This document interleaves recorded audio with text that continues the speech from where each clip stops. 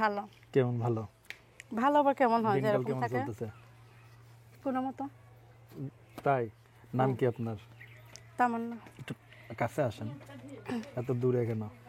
দূরে দূরে থাকাই ভালো, তো কাছে যাওয়া ভালো না। তাই? হুম। কি হয়েছে? কাছে আসলে কি সমস্যা? কাছে আসলে কোনো সমস্যা না। কাছে আসার মানুষ আছে নাকি?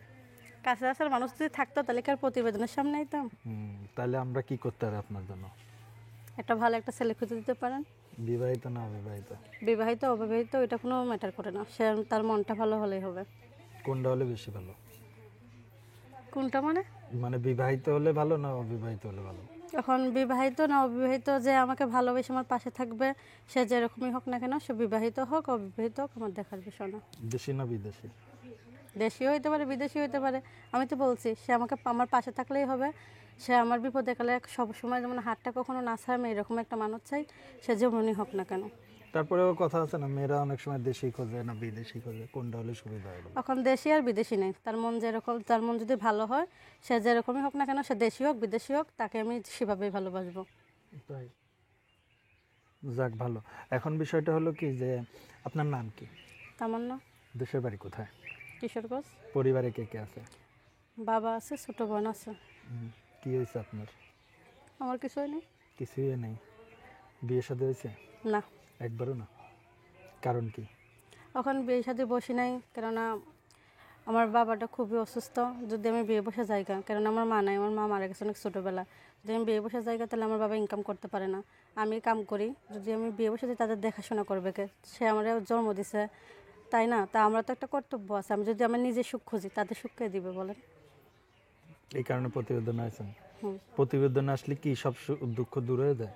প্রতিবেদনে আসে দুঃখ দূর হয় না, আর কি একটা ভালো একটা সঙ্গী চায় মানুষে। কেননা আমি যদি যখন বিয়ে বসে যাই কিন্তু আমার স্বামীতে কিন্তু, সে যে আমাকে বিয়ে করবে সে কিন্তু চাবে না আমার বাপ মার আমি হেল্প করি, কি আমার বাপ মার সাথে আমি থাকি, এগুলো কিন্তু সে চাবে না। আমি চাই এমন একটা মানুষ যে সব কিছু জেনে শুনে আমার একটু পাশে থেকে আমাকে একটু হেল্প করে, সে যদি আমাকে বিয়ে করতে চায় আমি তার কাছে বিয়ে বসবো। কেমন ছিল আপনার পছন্দ? বললাম না, ছেলে যেমনই হোক, শুধু তার মন ভালো হলে হবে। না থাকলেও হবে, মানে হাত পা?